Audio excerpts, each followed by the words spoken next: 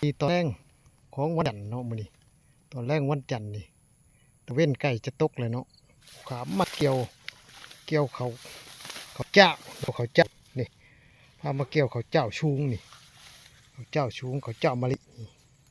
เขาเจ้างั้นว่าง่ายจ้ะเขาเจ้างั้นพี่น้องเอ้ยตะเว้นค่อยสิตกเลยนี่ตะเว้นก็ได้เริ่มแดงลงแล้วนี่พี่น้องเขากับบรรยากาศนี่ท้องฟ้าก็ปลอดโปร่งแจ้งสว่างพายุฟงวองพายุวันอื่นๆก็คือชิเบิดแหละทั้งภูเขานี่นะแนวใดก็ได้เบิ่งสภาพอากาศนี่นะ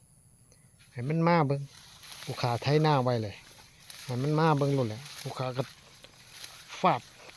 วานก้าโลดแล้วนี่มันย่านภูเขาไถนาบ่เห็นเลยบ่เห็นมาเลยน่าเห็นบ่พี่น้องภูเขามาเก็บภาพบรรยากาศเก็บเกี่ยวข้าวยามแรงตะเว้นค่อยจะตกดินนี่พี่น้อง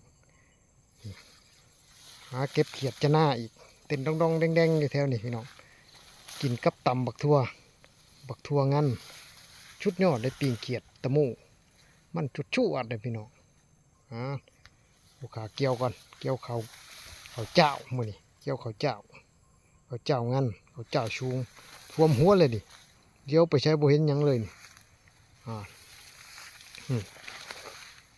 คือว่างามอยู่เป็นกันได้งามโอเคเกี่ยวก่อนเดี๋ยวบันปั้นเพิ่นสิได้จักชอบหน้ารายงานพี่น้องเบิ่งอีก